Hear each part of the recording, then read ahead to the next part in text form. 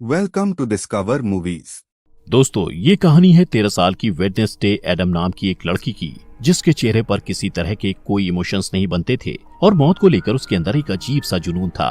वो सोचा करती थी कि मरने के बाद इंसान कहाँ जाता है और उसका क्या होता है। इसी वजह से उसे अक्सर काले और सफेद रंग के कपड़े पहनना ज्यादा पसंद था। उसे देखकर सबको अजीब सा लगता, जैसे कि वो इस दुनिया की ही ना हो। तो चलिए जानते हैं कि आखिर वो लड़की ऐसी क्यों थी। तो कहानी की शुरुआत में वेडनेसडे को एक स्कूल में दिखाया जाता है, जहां वो अपनी डरावनी आंखों के साथ बरामदे में चल रही थी। वहीं बाकी सब लोग उसे घूर घूर कर देख रहे थे। जब वेडनेसडे अपना लॉकर खोलती है तो उसके अंदर उसे अपना भाई बंधा हुआ दिखाई देता है, जिसके मुंह में एक सेब था।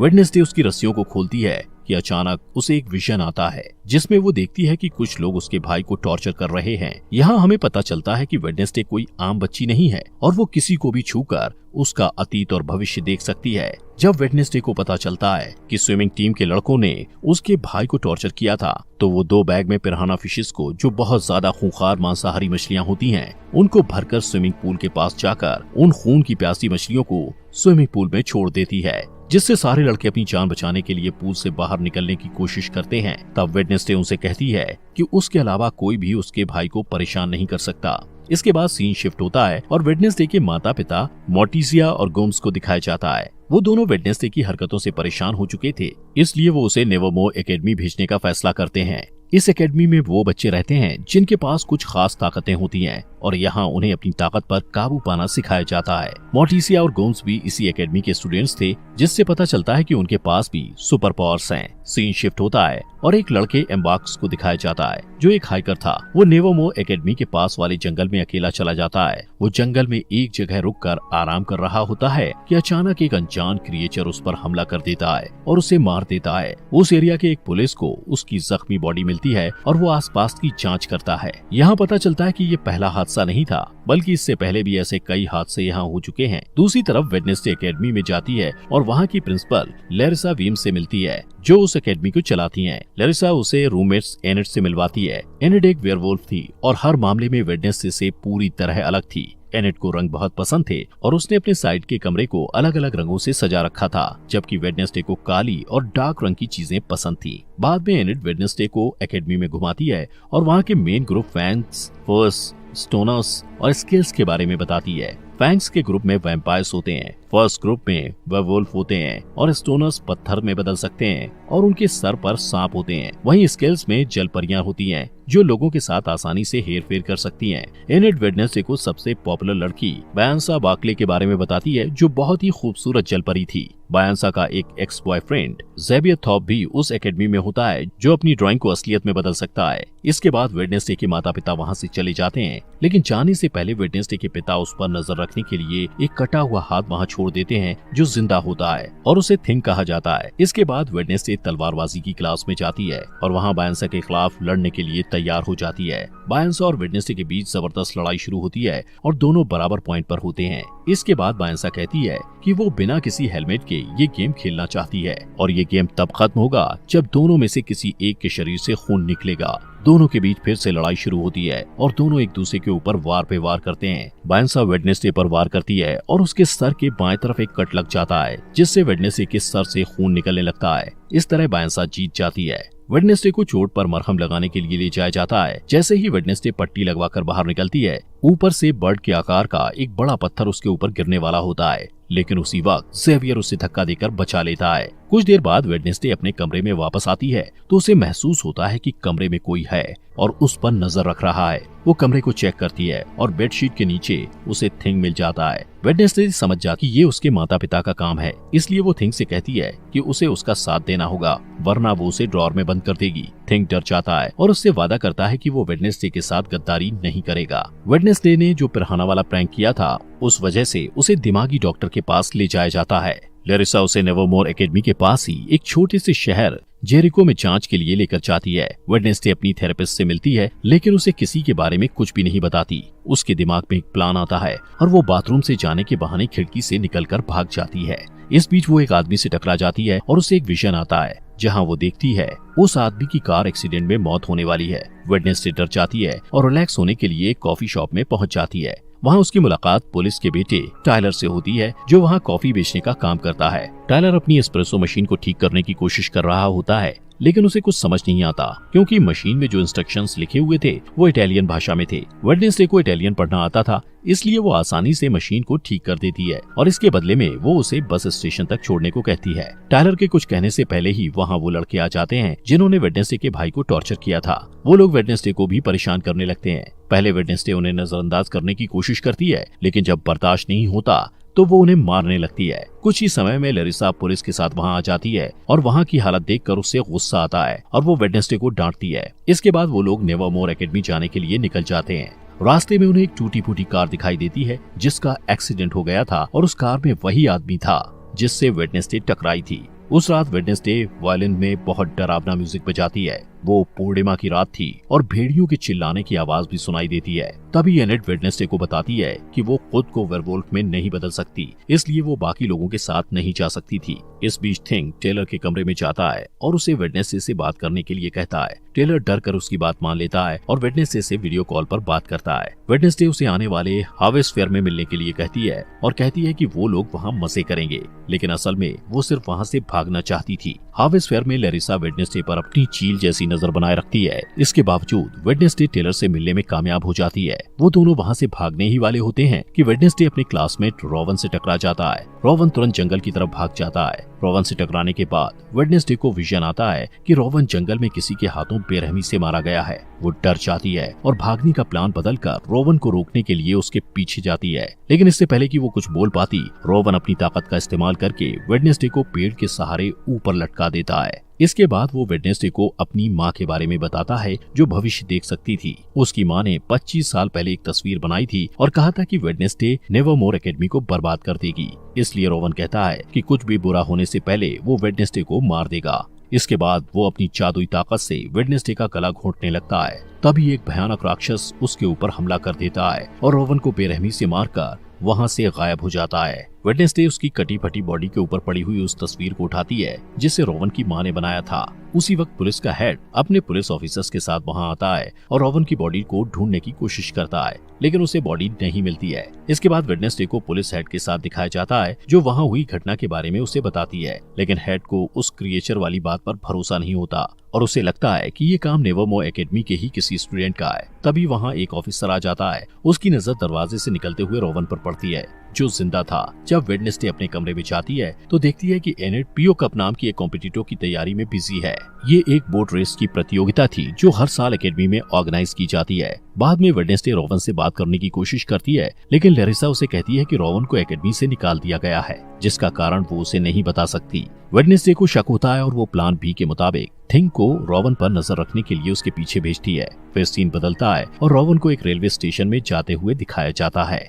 थिंग उसका पीछा करता है। रोवन आसपास का माहौल चेक करने के बाद वॉशरूम में चला जाता है जहां वो अपना रूप बदलकर एक बूढ़ा आदमी बन जाता है, लेकिन थिंग रास्ता भटक जाता है, इसलिए वो रोवन को अपना रूप बदलते हुए देख नहीं पाता। इसके बाद वो बूढ़ा आदमी लैरिसा का रूप ले लेता है। यहाँ पता चलता है कि लैरिसा ही अपना रूप बदलकर रोवन की मौत को छुपाने की कोशिश कर रही थी। वेडनेसडे के पास और कोई रास्ता नहीं होता, इसलिए वो रोवन की मौत का सुराग ढूंढने के लिए जंगल में जाती है, जहाँ उसे टेलर मिलता है जो अपने बाप का पीछा करते हुए वहाँ आया था। थोड़ी देर बाद वेडनेसडे को रोवन का चश्मा मिलता है। वो उसे उठाती है और उसे विजन आते हैं जिसमें वो देखती है कि रोवन के पास नीले रंग की एक किताब थी जहाँ से उसे उसकी माँ की बनाई हुई तस्वीर मिली थी। इसके बाद वेडनेसडे तुरंत ही अपनी क्लास टीचर के पास जाती है और उससे किताब के बारे में पूछती है। उसकी टीचर बताती है कि वो किताब पुराने स्टूडेंट्स के समाज से जुड़ी हुई है जिसे नाइट शेड्स कहा जाता है, लेकिन उस समाज को बहुत पहले ही खत्म कर दिया गया है। फिर स्कूल से जाने के बाद वेडनेसडे रोवन के कमरे में किताब ढूंढने के लिए जाती है। रोवन के पलंग के नीचे उसे एक मुखौटा मिलता है। वो वहाँ से जाने ही वाली होती है कि तभी वहाँ रोवन का रूममेट ज़ेवियर आ जाता है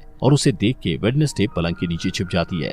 ज़ेवियर से मिलने उसकी एक्स गर्लफ्रेंड बायंसा भी वहाँ आ जाती है। वेडनेसडे उन दोनों की सारी बातें सुन लेता है और उसे पता चलता है कि बायंसा आने वाले बोट रेस की प्रतियोगिता में एनेट को हराने के लिए प्लान बना रही है। इसके बाद वेडनेसडे अपने कमरे में आ जाती है और बायंसा को रेस में हराने के लिए प्रतियोगिता में एनेट का साथ देने का फैसला करती है। अगले दिन एनेट और वेडनेसडे प्रतियोगिता के लिए तैयार हो जाते हैं। इस रेस में सब कुछ अलाउड होता है, इसलिए बायंसा इसका फायदा उठाती है। रेस में 4 टीम भाग लेती हैं और नियम के मुताबिक जो टीम तालाब में गिरे बिना डेस्टिनेशन तक जाकर पहले वापस आ जाएगी वो रेस जीत जाएगी। जैसे ही रेस शुरू होती है, बायंसा अपने एक दोस्त को इशारा करती है जो एक जलपरी थी और बाकी बोट को बर्बाद करने के इरादे से बायंसा का साथ दे रही थी। वो तालाब में कूदकर एक नाव को बर्बाद कर देती है, जिससे वो टीम तालाब में गिर जाती है और रेस से बाहर हो जाती है। वेडनेसडे और एनेट पूरी तैयारी के साथ रेस कर रहे थे और थिंग उसमें उनकी मदद कर रहा था। थिंग की मदद से वो लोग बायंसा की दोस्त को एक जाल में फंसा लेते हैं। रेस के दौरान ही वेडनेसडे को एक विजन आता है और वो अपने सामने अपनी जैसी दिखने वाली एक लड़की को देखती है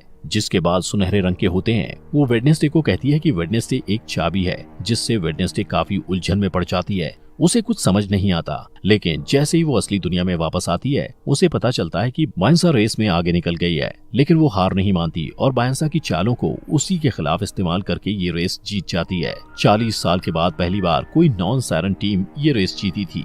लैरिसा एनेट को पीओ कप ट्रॉफी देती है, लेकिन वेडनेसडे को ज्यादा अटेंशन पसंद नहीं था, इसलिए वो वहाँ से चली जाती है। वो नेवरमोर एकेडमी के पुराने स्टूडेंट एडगर एलन पो की मूर्ति के पास जाती है और अचानक उसकी नजर उस मूर्ति के हाथ में रखी पत्थर की किताब पर जाती है, जिसके नीचे उसे एक निशान दिखाई देता है। वो निशान ठीक वैसा ही था जो उस तस्वीर में बना हुआ था, जिसे रोवन ने मरने से पहले उसे दिया था। उस बुक में वेडनेसडे को कुछ पहेलियां मिलती हैं, जिसे वो तुरंत सुलझा लेती है और उसे एक सुराग मिलता है। उस सुराग में 2 बार चुटकियां बजाना होता है। जब वो 2 बार चुटकियां बजाती है तो अचानक एक छुपा हुआ बरामदा खुल जाता है, जहाँ एक गुप्त कमरा होता है। वहाँ वेडनेसडे को रोवन की किताब मिल जाती है, जिसमें रोवन ने तस्वीर को फाड़कर निकाला था। वो उस किताब को अपने बैग में रखती है, लेकिन इससे पहले कि वो आगे जा पाती, कोई उसके सिर को एक काले कपड़े से ढक देता है। थोड़ी देर बाद जब काले कपड़े को हटाया जाता है, तब वो देखती है कि बायंसा, ज़ेवियर और कुछ स्टूडेंट्स उसे घेर कर खड़े हुए हैं और ये सभी नाइटशेड्स के सदस्य हैं। यहाँ पता चलता है कि लैरिसा ने उनके ग्रुप को खत्म किया था। इसके बाद ज़ेवियर उसे अपने ग्रुप में शामिल होने के लिए कहता है, लेकिन वेडनेसडे मना कर देती है और वहाँ से चली जाती है।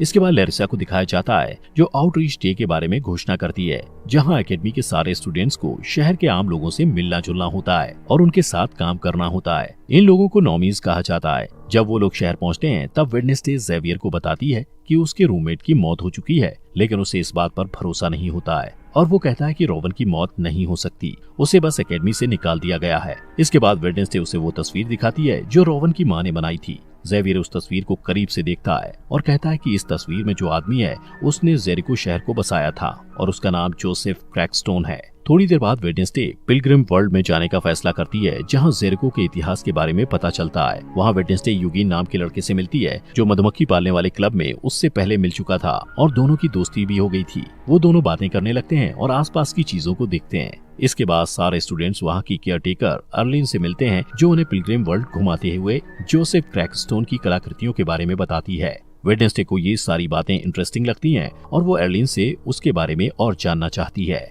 अर्लिन बताती है कि उनके पास जोसेफ क्रैकस्टोन के खेतों में इस्तेमाल किए जाने वाले औजार, खाने पीने के बर्तन और फैमिली रूम्स भी हैं। वेडनेसडे कहती है वो यहाँ काम करना चाहती है, लेकिन अर्लिन कहती है कि उसे रेनोवेट किया जा रहा है, इसलिए वो वहाँ काम नहीं कर सकती है और कहती है वो सब ये ओल्ड वजरी में काम करेंगे और घूमने आए हुए लोगों को केक बांटेंगे। बाद में वेडनेसडे और यूगिन क्रैकस्टोन के फैमिली रूम में घुस जाते हैं। वहाँ वेडनेसडे को एक तस्वीर मिलती है जिसमें वो लड़की भी होती है जिसे वेडनेसडे ने अपने विजन में देखा था। थोड़ी देर बाद उसे वो किताब भी मिल जाती है जो उस लड़की ने पकड़ी होती है। वेडनेसडे देखती है कि उस किताब के सारे पन्ने खाली हैं, इसलिए उसे शक होता है कि ये किताब नकली है। तभी वहाँ यूगिन के साथ अर्लिन आ जाती है और उसे पकड़ लेती है। वेडनेसडे उससे असली किताब के बारे में पूछती है, तब अर्लिन झिझकते हुए बताती है कि 1 महीने पहले वो किताब चोरी हो गई थी।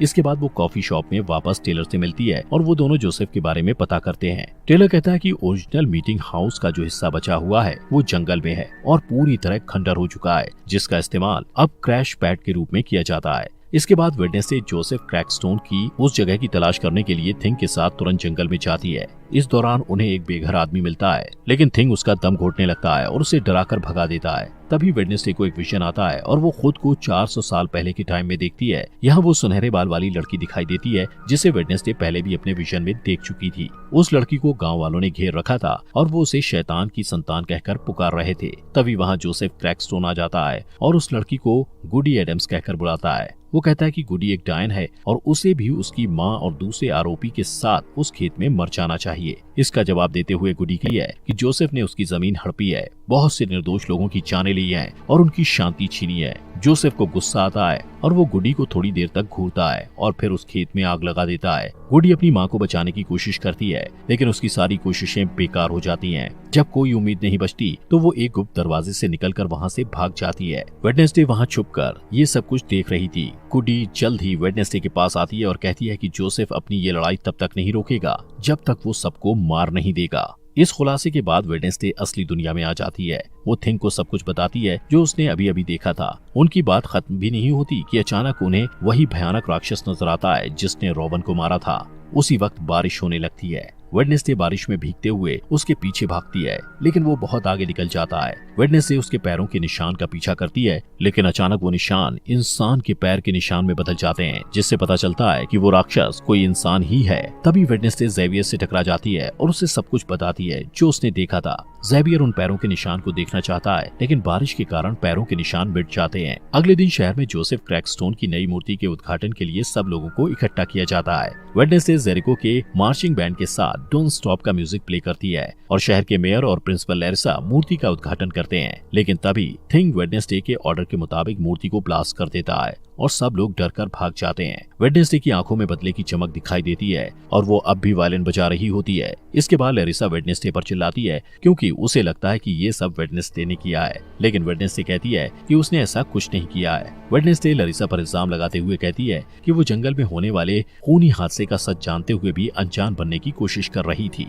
उस रात वेडनेसडे को मिलने वाला बेघर आदमी जंगल में दिखाई देता है। तभी वो राक्षस उस पर हमला कर देता है। उस बूढ़े आदमी के पास एक कैमरा था जिसमें वहाँ की तस्वीरें कैद हो जाती हैं। कुछ समय बाद पुलिस हेड और उसकी टीम जंगल से उस खंडर तक पहुँच जाते हैं और उन्हें उस बेघर बूढ़े आदमी की बॉडी मिलती है। उन्हें वो कैमरा भी मिलता है जिसमें हादसे के वक्त की फुटेज होती है जो असली गुनहगार को सामने ला सकता है। जब कैमरे की तस्वीरों को बड़ा करके देखा जाता है तब पुलिस हेड हत्यारे का चेहरा देखता है। वो एक राक्षस का चेहरा था जिसे देखकर ऐसा लगता था जैसे वो किसी के बुरे सपने से निकल कर आया हो। दोस्तों, अगर आपको इस सीरीज के नेक्स्ट एपिसोड चाहिए तो कमेंट बॉक्स में नेक्स्ट एपिसोड लिखें और ये सीरीज यहाँ तक अच्छी लगी हो तो लाइक करें और अपने फॉक्स एक्सप्लेनर हिंदी चैनल को सब्सक्राइब करना मत भूलना।